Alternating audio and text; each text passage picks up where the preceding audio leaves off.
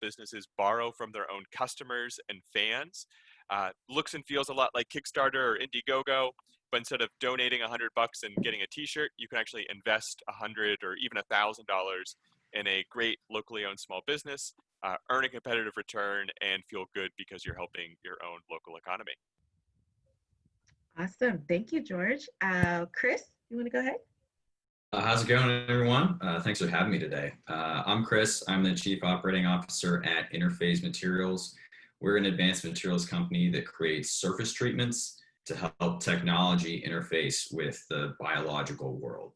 Our surface treatments are applied across industries, whether that's helping industrial cooling systems run more efficiently, keeping solar panels free from accumulating debris, or helping man-made technology interface with the human body. We're a biointerfacing company whose expertise lies in those few nanometers between a man-made surface and the real world. Awesome. Thank you for joining us this morning. And last but not least, Jim, you want to go ahead? Greetings. My name is Jim Gibbs. I'm the CEO and co-founder of Meter Feeder. Cities have been losing billions of dollars for shared vehicles like Car2Go, Scoot, FedEx. We actually made a way for traditional and autonomous vehicles to pay for parking with no human interaction, so cities can start getting money again and I can stop getting parking tickets. We started doing this about 5 years ago, and we started off with an app to pay for parking, but then people were saying that it was so easy to use they would just forget to actually pay. So we actually set it up so people can turn their vehicles off and then start paying for parking. The great thing is now we're getting data from over 7 million vehicles, so we can actually predict where available parking is with 85% accuracy. So yeah, now we're starting to talk to some fleet routing solutions and folks like that, so that we can hopefully cut down on traffic and get people paying for parking. Awesome. Well, thank you, Jim. So I'm going to just jump right into the questions. First and foremost, and this can be fielded to anyone, whoever wants to jump in first. Why did you choose Pittsburgh for your company? Sure. So since I went last time, I'll kick it off this time around. I'm going to go first, yeah. Yeah, sure. So I'm originally from Long Island, New York. And it's one of those weird things where, I came to Pittsburgh. The way the joke goes is, I came to Carnegie Mellon for the artificial intelligence and I stayed for the rent. I realized I could get a 2-bedroom apartment for $500 a month. And it's the cost of living is obnoxious here, right? It's like super low, which means, especially when you're starting a startup, you have to think about burn, right? Until you get product market fit, you just need to keep costs low, especially in this area where there isn't a significant amount of venture capital. So yeah, this is it forces you to make a mindful business. So it really just made sense for us to be here from a financial perspective. Great. Yes. The rent is definitely helpful. I absolutely agree. From what I've heard from other folks. Anyone else want to answer the question, George or Chris? Yeah, I mean, I think from my perspective, I think the best analogy, it's kind of like Harry Potter, the wand chooses the wizard. I don't know if I so much chose Pittsburgh as Pittsburgh chose me. But, I moved here from the Pacific Northwest back in 2012 for school. And I just fell in love with the city. I stumbled into entrepreneurship through an internship at an Alpha Lab company. And, I spent a year out in San Francisco, but, my heart sort of always stayed with the city and its community. And as for Interphase, I mean, we're an advanced materials company, and Pennsylvania is the heart of the advanced materials industry. So it doesn't really make sense for it to be headquartered anywhere else. I would also say, yeah, I mean, I'm from Seattle originally, and, I bought a house for $62,000, which is like not even half a down payment in Seattle. So I would second that cost of living is nice, but also, just the talent and the people here. Right. I mean, I think that's why I stayed. Awesome. Thank you. George? Yeah, so my co-founder and I actually started the company while we were in grad school at Dartmouth in New Hampshire. And so we spent a lot of time thinking about where we were going to set up shop. We toured about a dozen cities. We pretty quickly scratched off the list of coastal cities because, as everyone has alluded to, the cost of living. But also because the problem we're solving is really for Main Street, Middle America. We're really trying to help those Main Street small businesses. And it felt really inauthentic to move our business to the Valley or to Manhattan. So, started looking at Midwestern to Mid-Atlantic locations, fell in love with Pittsburgh, got into the Alpha Lab program, and that really convinced us to move here and set up shop. Awesome. Well, thank you. So falling in line with that, since you all fell in love with Pittsburgh and ended up staying or moving here, how is your startup achieving success here? Aside from the cheap rent and cheap houses that you guys are able to afford, how do you feel like your startup has been achieving success while being in this city? Yeah, I think one of the things that we found whenever we moved to Pittsburgh is that it really is a small town. There are very tight-knit networks, and it can be hard, especially as a young startup without a lot of credibility, to tap into those tight-knit networks. So for us, one of the really big things was kind of hitching our wagon to other people that had more credibility than us. So being able to work with Alpha Lab and Innovation Works was a great way to plug into the Pittsburgh network. As we continue to grow, to plug in with the Pittsburgh Technology Council and participate in their Tech 50 awards. We recently went through BNY Mellon's Up Prize Social Impact Challenge, and that was great for obviously securing some capital, but also building that credibility. And helping in what is otherwise a relatively conservative community in terms of technology adoption to be able to break into those networks and really start moving the company forward. Chris or Jim? Yeah, I mean, I'm a pretty cut and dry type person. I think real success is a pretty simple formula. Are you making money? Is that money enough to cover your expenses and sustain your growth? And is the thing that you're doing making a difference? And that third one, I think you can quantify that in a couple different ways, but for us, it's, how are you changing the lives of your employees, your customers, your industry, right? And that measure of success, I don't think is really constrained by geography, right? How do you achieve that? Well, it's really effing hard, as anybody who started a business will tell you. You probably need investment, but investment dollars in themselves are not really a measure of success. And you're probably not going to get investment dollars until you understand the problem that you're solving, who you're solving it for, how many of them are there, how much they're willing to pay to solve it, how much it's going to cost you to solve it. So, whether you're in Pittsburgh or Palo Alto, I think it's the same formula. I think that Pittsburgh has some unique advantages, and that, I would say I really agree. I mean, I can't speak highly enough about the community here and how everyone is willing to connect you. Everybody is only 3 degrees separated from anyone else in the city, and everyone is very earnestly, invested in everyone else's success and is really happy to try and introduce you to anyone else who, could make you successful. And I think that's a pretty rare thing. And that's why I think makes, Pittsburgh a gem. Awesome. Jim? Oh, you're muted, Jim. Let me unmute you. Let me see if that works. How did that happen? Okay, there we go. See, I was trying to be polite and kind and muted myself in the meantime because, there are 5 boys circling around my bedroom right about now. But no bother. But yeah, I think that it's, to echo what Chris was saying earlier, right? Talent, right? It's like one of the stories that I like to tell is, I went out for lunch one day and, I just really needed a cheat. I went to Arby's, right? I go to Arby's and the guy standing behind the counter is making JavaScript jokes. And I'm like, need a job? He's like, yeah, sure. So I literally hired someone out of Arby's who is an amazing JavaScript developer, right? And yeah, it's one of those awkward situations where you realize like there's literally talent everywhere, you know, and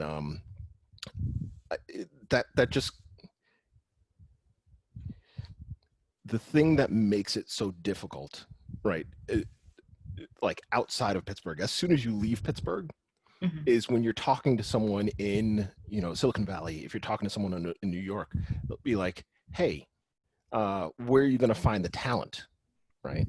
So they still discount. Like, there's a campus, a Carnegie Mellon campus in Silicon Valley. However, they'll still say, "Oh, where are you going to find talent?" I'm like, man, there's talent in Pittsburgh.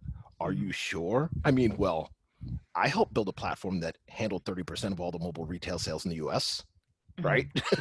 You know, so it's like we're continuously discounted, and it helps, it helps us to self-sustain, right? Mhm. And I think that's super important. Great. Well, I'm going to segue, since we're talking about talent, into interns, right? So, Chris, I know you guys have used our internship program specifically before, and you guys ended up actually hiring your intern full time, correct? Yeah. So let's talk about that a little bit. How did you create your culture for your intern to be successful? And then also, what were you looking for in an intern when you ended up finding the one? It's a great question. You know, I think that most young companies, you know, and startups generally don't have a lot of structure because they're changing things, you know, very, very quickly. And, you know, most of them don't have a lot of money. And so it's, you know, hard, you know, even bringing on a summer intern is a, you know, material cost that they have to consider. So I think the thing that I really liked about the IW intern program is it's a really good subsidy to allow companies to, you know, find high growth, high ceiling individuals, you know, and test, you know, you know, how much they can grow in a short amount of time, because that's, I think, the biggest measure of success for talent, especially in a growing technology startup. I think in terms of what to do as a company, you know, or as a leader within your company to make an internship successful, it comes down to structure, right? Because things are changing so rapidly, because most interns have had maybe 1-2 jobs at most. It's hard as a, you know, young person entering the workforce to just say, yeah, I'm going to take charge of this and independently run with whatever you need, because you're still learning a lot. So if you can put structure around the internship and make it very project based, even if that is even if it's a vague project, hey, you know, create a market research report that answers these sort of 5 lingering questions that we have. You know, set a deadline and deliverable. You're going to start on June 1st. You're ending on August 14th. Here's the 3 things we want you to deliver. And you will learn so much along the way. I think that's the best formula for success, because it makes it very clear, you know, without having to micromanage anybody or spend, you know, a lot of time. You can say, you know, this is what I need for you to do. And it will, you know, as an intern, it's a great opportunity because you're sort of, you have some direction. So you're not, what should I be doing? But you're also have the freedom to operate in independence to show, you know, really what you're capable of. And so I think, you know, especially when you've got tight timelines of, you know, 2 months, making sure that you have structure set up to say, hey, here's the end deliverable. We really want you to, you know, starting with that in mind, starting with the end in mind, I think is really important. Because yeah, for us, again, you know, hiring, you know, was tough when we were, you know, 5-6 people, because it was a very, very big investment of time and money. And, you know, by having 2, you know, we hired our intern full time within 6 weeks because she just rocketed off, right? And you know, it helped us make that decision quicker. And I think it's a really great program because of that.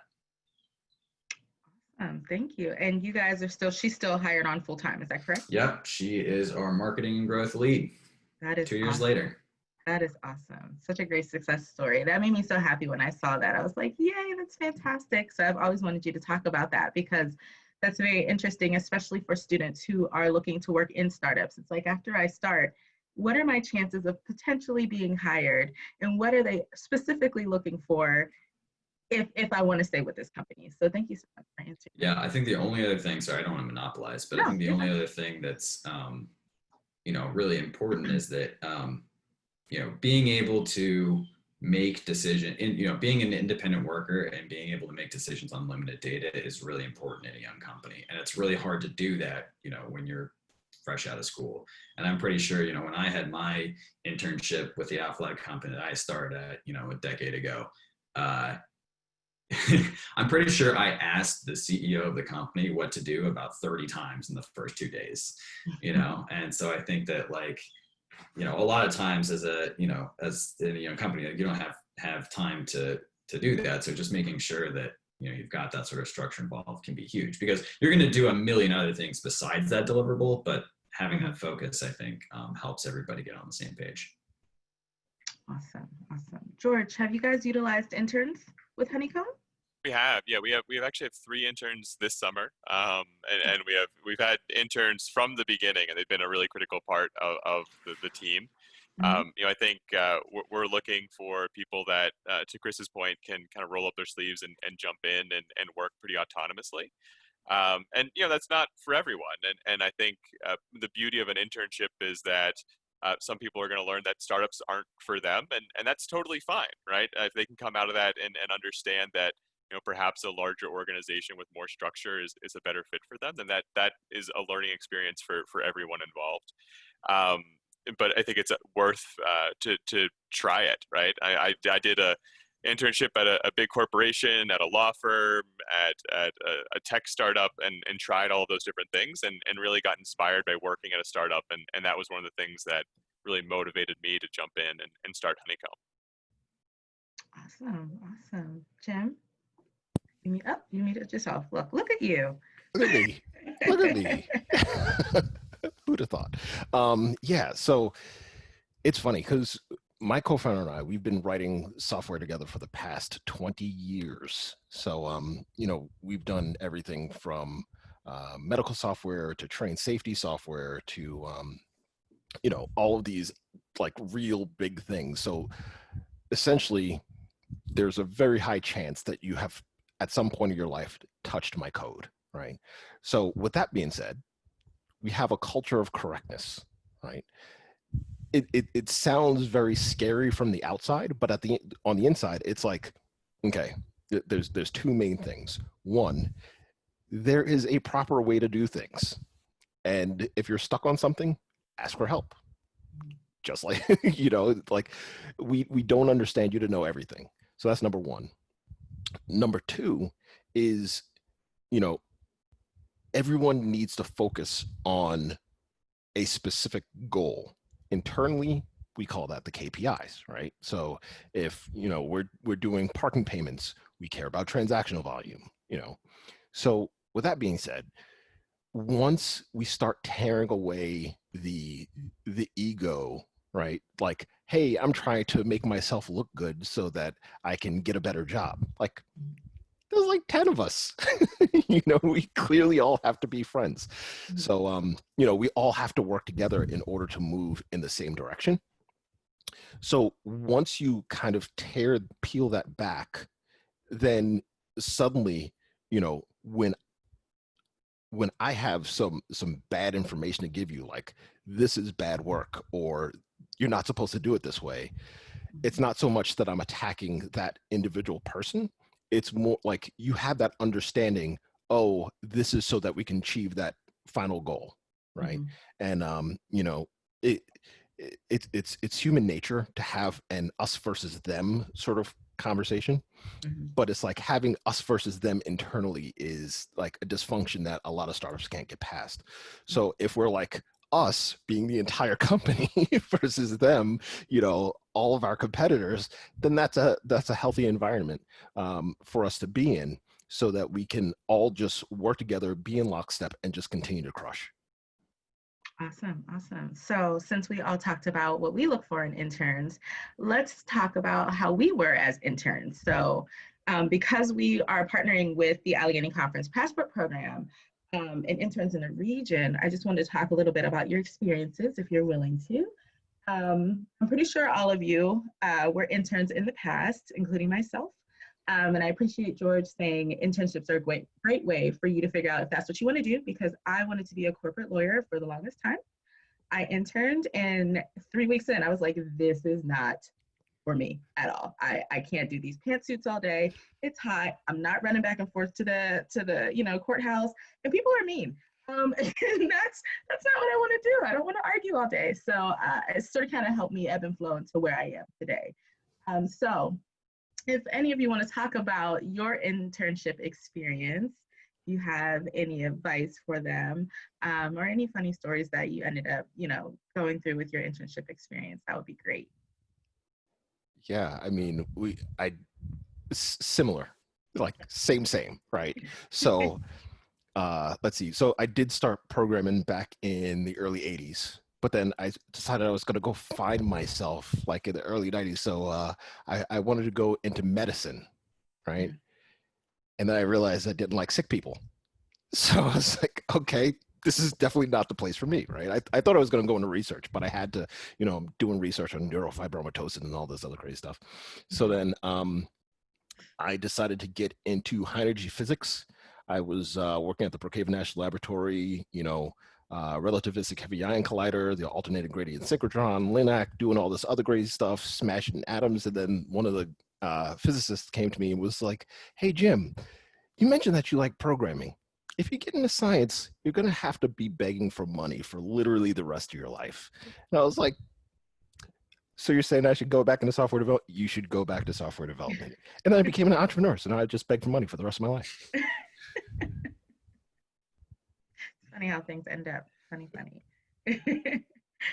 George, what about you? Yeah, so a very similar story. I thought I wanted to be a lawyer. I worked at a law firm for a while and pretty quickly realized that was not the path for me. I interned in a political office for a while and also realized that politics were not for me. Then I started doing some internships at my family's community bank and did everything from literally painting a building to working on the teller line to doing commercial lending. And that got me more interested in working for smaller organizations and also got me really interested in financial services.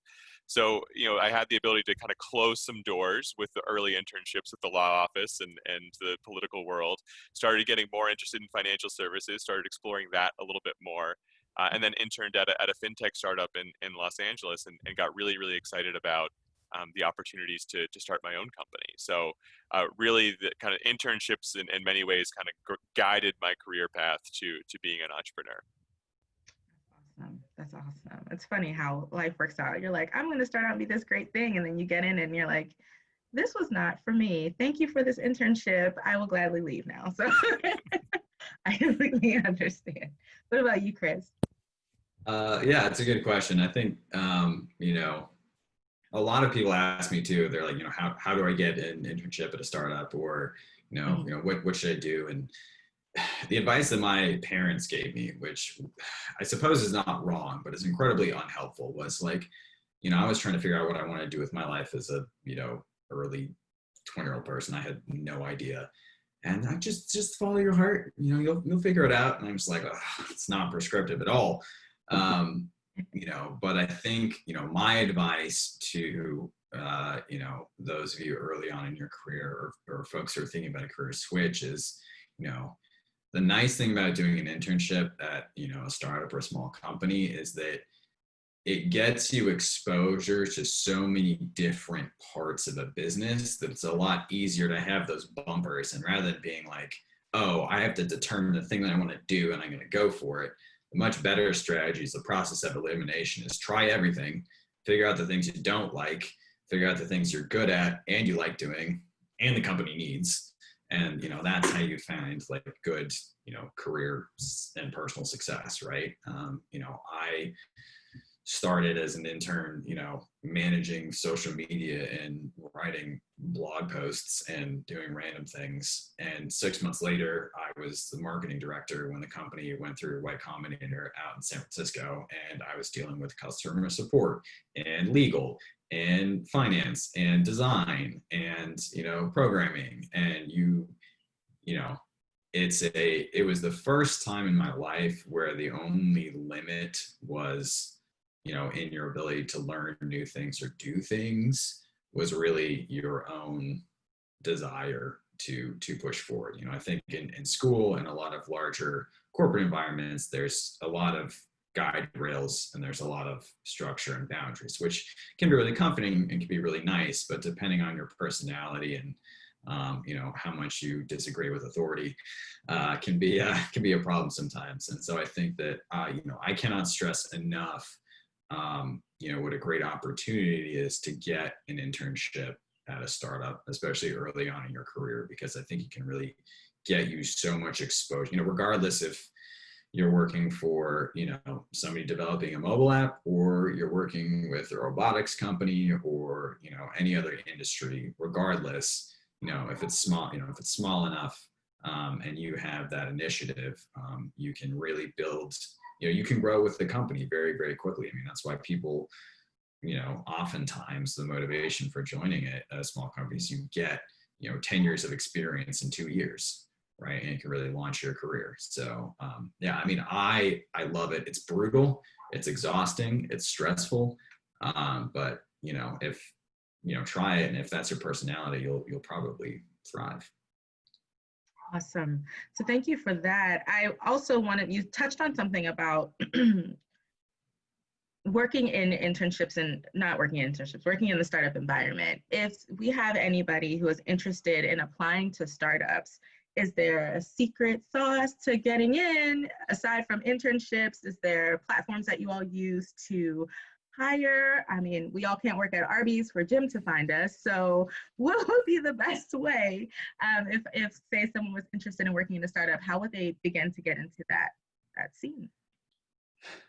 Well, I think even the language around how to apply to a startup, I think, is an interesting one, because, depending on the size of the company that you're looking at, a lot of them might not have a fully flushed out application process, right? I think that, like I mentioned before, a lot of people ask me, how do I get started? I was like, well, I was a bartender and I got hired for an internship because they're like, oh man, it'd be cool to have a bartender on the team. Like, I don't have a silver bullet for how to do that.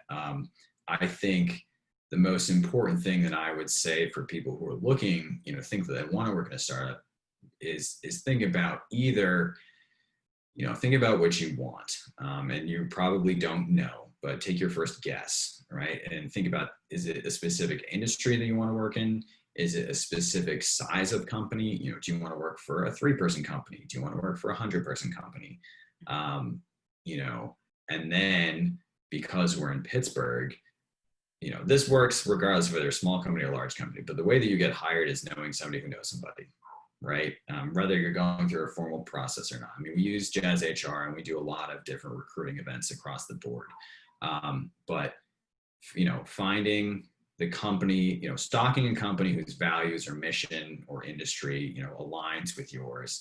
Think about the value that you can bring, and, don't think about, oh, what can I get out of this internship for this company? But honestly, put your executive hat on and like, what are my core competencies? What am I really good at? And what can I do for this company? And then, go to all the different events, go to all the IW events, go to the free, UPIT, CMU, Chatham events around the city, and tell people what you're looking for, right? Because somebody knows somebody who's looking for talent. And I think talking, sitting down and getting coffee, with companies, say, hey, here's where I'm at in my career, here's what I'm looking to do, here's what my skill sets are. I really like your company for this. Do you have a spot, or do you know anybody who might be looking for something? Is probably probably the best advice that I can give about kind of exploring what's out there, because so much of it, for me, I had no idea the world of entrepreneurship even existed before I moved to Pittsburgh. right? And there's so much to learn, and there's so much out there to know, that, really just getting into the community and talking to people, face to face, or, in COVID times, Zoom, I think is really key. Awesome. Thank you, Chris. What about you, George? I encourage people to proactively reach out.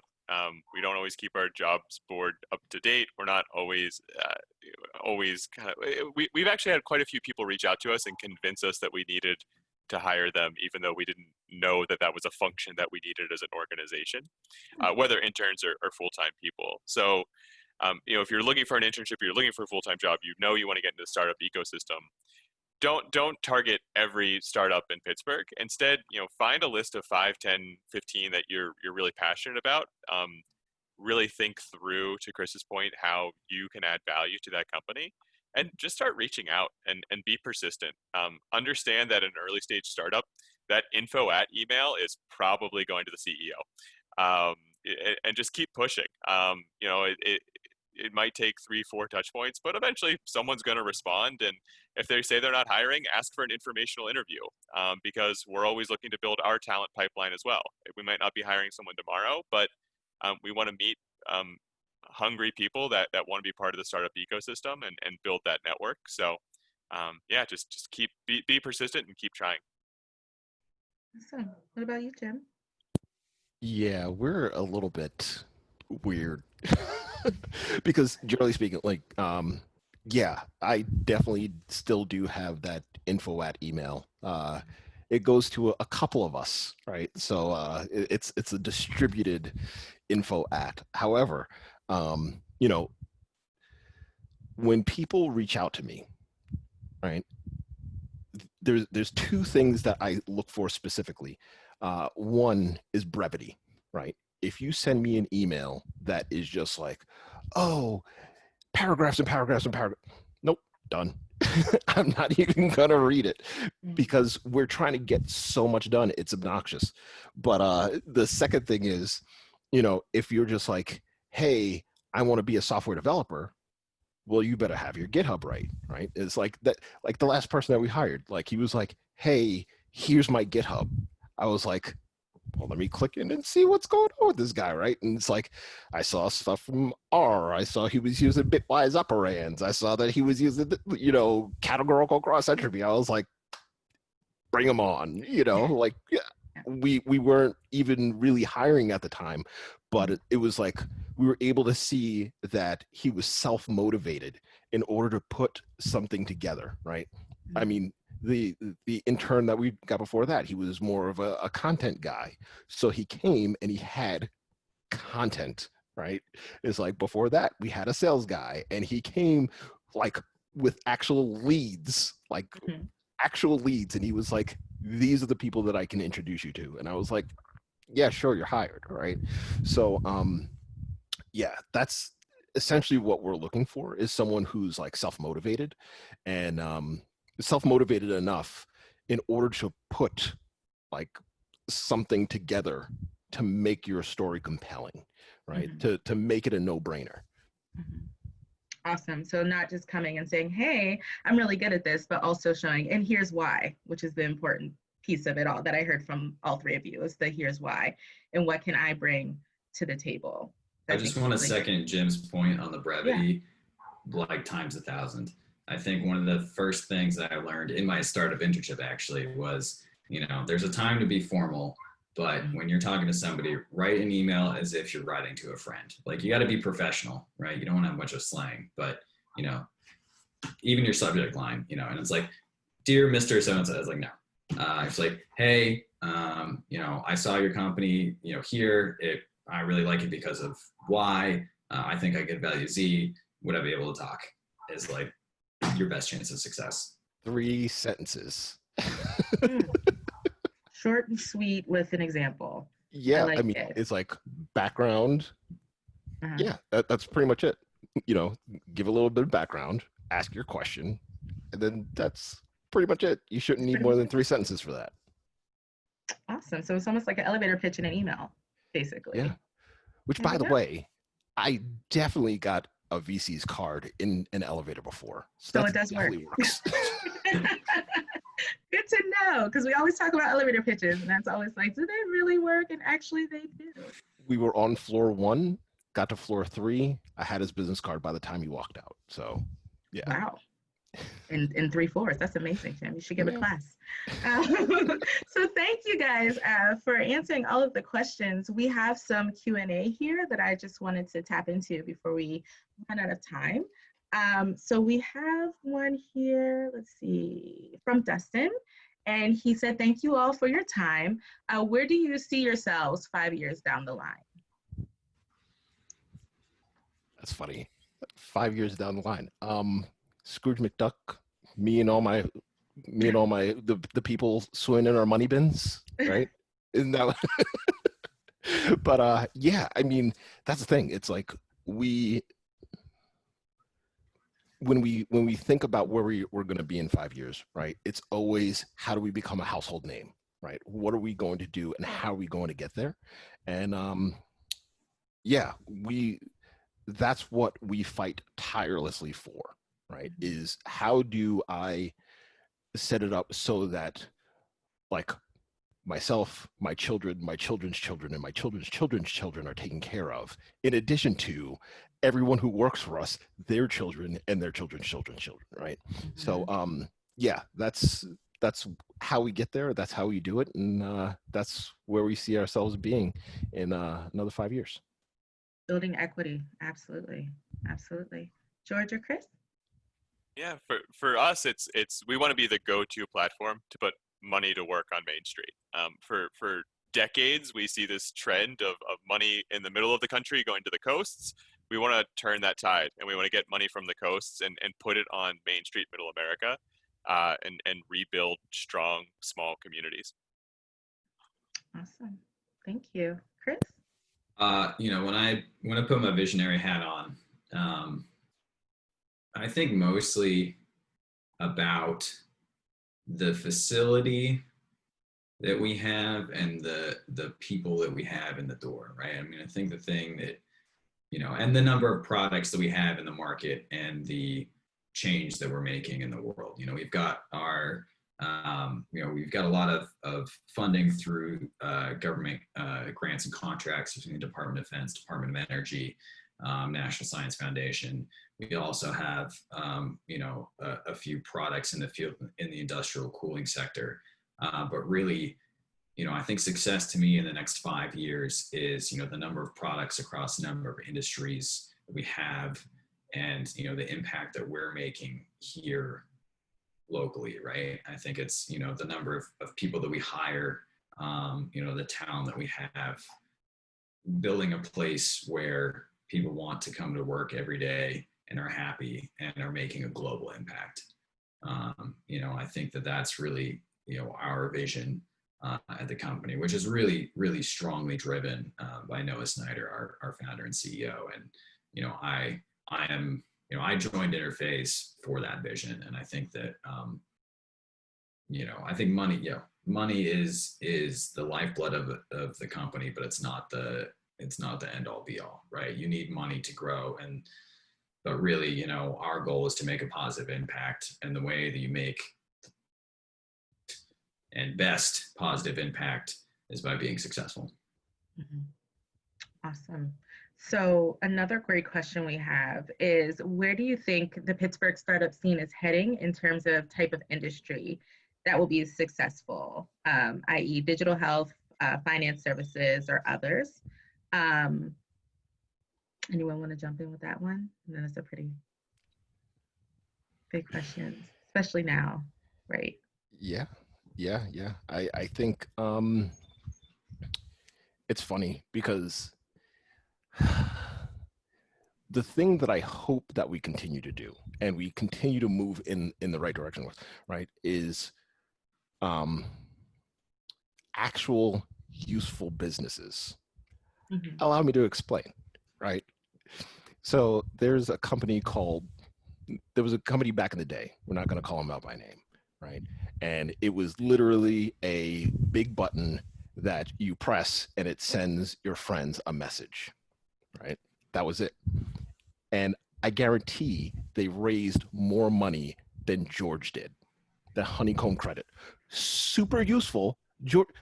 George's startup is very useful. It is needed, right? But meanwhile, here's, this guy who just pushes a button and he just like, there's just money raining on him, right? That's what's going to make us last. That's what's going to make us strong, right? To build the companies that are actually useful and that are beneficial, right? Because all these investors put this money in and they fizzled out. They just went nowhere, right? And until people start glamorizing the useful startups, right? Then, we're still going to continue to be money starved. And yeah, I think that, Pittsburgh and regions of the like have that on lock. Great. Yeah, I mean, I would say from if you're thinking about it from a regional strategy point, I would say, do the same thing that I think we do at Interface and most companies, try to do, which is stay true to your roots and know what your competitive advantages are, right? I think that there's a lot, there's an immense amount of robotics, machine learning, biotech, advanced materials, industry talent here and infrastructure, right? And so, not saying that there aren't other industries that are blossoming here and there isn't more and more talent pouring into the city. But know that those are your advantages and play to those strengths. To echo Jim's point, I think there were 2 laundry as a service companies in my YC class back in 2013. Like, do your own damn laundry and build real things that matter. And I think that's the thing that Pittsburgh does really well. Is that the companies here are solving real world problems. There's a ton of problems to solve right now, and all of them are can have very financially viable solutions. And I think that the resiliency of this community and the focus makes us the perfect region to tackle those. Awesome. So we have a couple more questions that are popping. Now they're popping in. So, which is always great. I said some things. That's all right. Well, it's your fault, Chris. No. So do you feel supported by the startup ecosystem here? And what would you add? I mean, sorry, I'm talking too much. I have many opinions. George or Jim, do you guys have any thoughts before Okay, so I'm just gonna say it. No, we're not. I get where the story is coming from, but if you have to think about it, right? Like 75% of all the money that I raised was outside of Pittsburgh. That's number one. Number two is all of my customers until recently. Oh yeah, by the way, we just signed Pittsburgh. Yay. Yeah, like why did it take me 4 years to close Pittsburgh? I don't know, but even still, like now we have to like go through all the steps in order to get Pittsburgh up and running. But with that being said, I appreciate being here, right? Like keeping my burn low enables me to continue to reach out and like actually take the time in order to find folks that will support me, right? So I just wish that it was a little bit closer to home. But yeah, the 2 things that we need were 1, capital, and 2, customers. And we were unable to get either of them here. I would probably, I don't know if our experience necessarily mirrors that one. I see where you're coming from, Jim. I think that,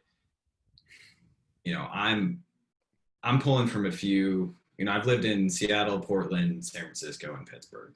And I think the one thing that Pittsburgh does really well is,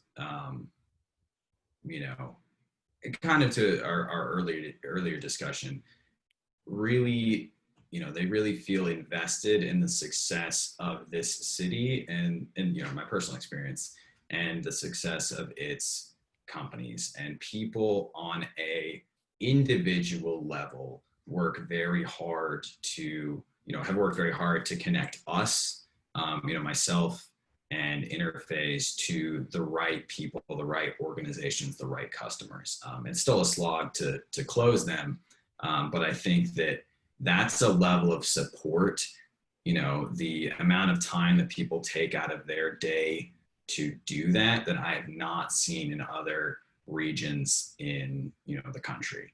And I think that it's really, really hard to build a sustainable business no matter where you're at. And, I would much rather try and build a company here than any other place I've lived. So super quick, I'm sorry, George, don't want to take up your time, but see, here's the thing, right? We have to start hanging out, Chris, because I get the opposite. I get a whole bunch of people who say, yeah, we'll help you out. And then I just don't hear from them anymore, right? So the story that I kind of say is Kennywood. They started using hunts. Everyone went crazy because they were like, how can Kennywood use hunts? Kennywood is owned by a private equity firm in Spain, and Heinz hasn't been here for decades, right? So it was really like, oh, we need to support Pittsburgh, Kennywood, Heinz, right? Neither of them from Pittsburgh, So it's like there's this narrative that we support each other, but it's like, do we really? So and that's the thing. Like, that's why I do Startup Boost. That's why I do, anytime Ashley, anytime Jen, anytime IW, anytime anyone asks me to do anything, that's why I do it, is because I know that there's so many predatory things and there's so many things that are happening in Pittsburgh that's just not useful, that's not conducive to us building a successful startup community. And Chris, if you know the people, awesome. Please introduce me. Jim, you actually touched on some really great points, and that can be a whole other Café IW in and of itself. But we do not have the time to jump into all of that, but I definitely understand where you are coming from. We have a couple more minutes, so I'm going to take one more question. And it looks like we have one here. I'm muting myself. So last question of the day. With us going through this changing world in this pandemic, for your companies, what has been your secret sauce to getting through this tough time?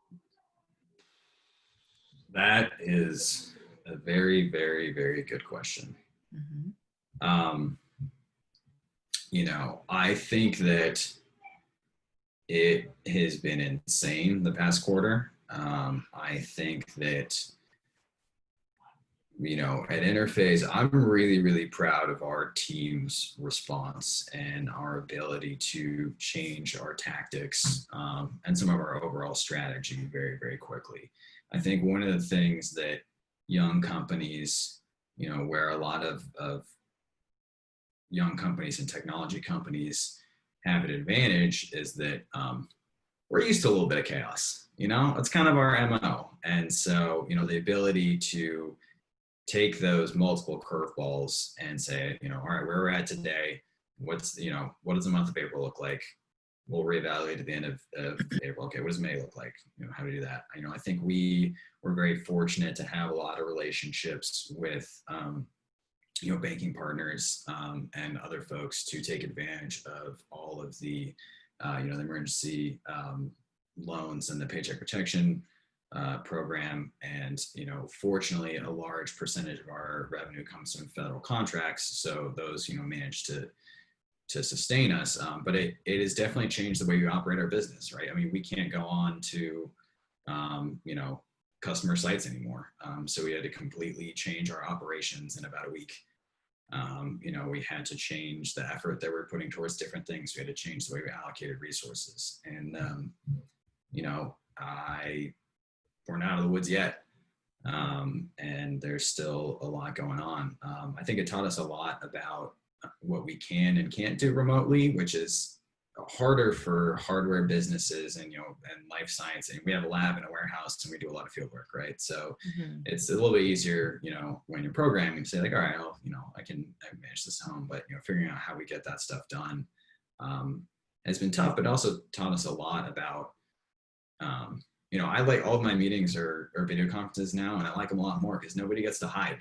You're on camera and you get asked questions. And we've definitely seen some some boosts in productivity. And I think the hardest thing is just making sure that everybody's doing okay, right? You know, there's so much happening in everybody's personal lives, you know, whether they're directly or indirectly affected, and just making sure that, like, you know, while you're trying to, you know, maintain productivity and progress towards the company, making sure that, you know, your team is able to function, right? I think it's really, really important in these times.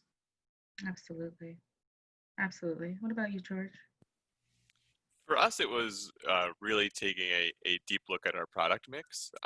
You know, historically, what we'd funded was growth capital loans for small businesses. It was people opening up their new location or buying the food truck or whatever it might be, and just, you know, overnight those projects disappeared, right? And every small business in the country was instantaneously in survival mode.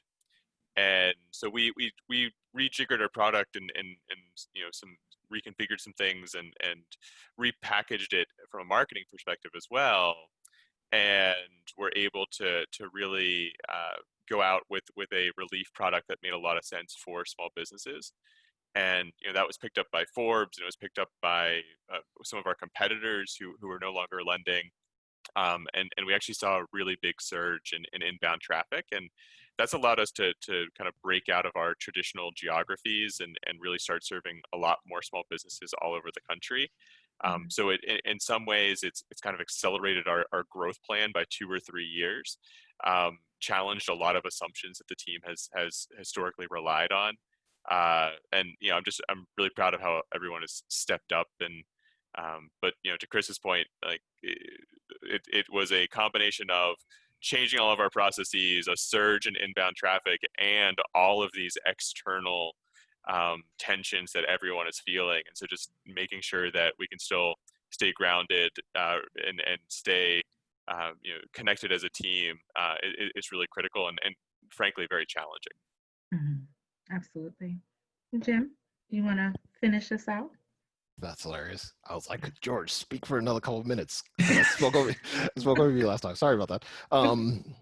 But yeah, similar, right? It's like, that's one of the things that we do. Like we hire and we associate ourselves with the builders, right?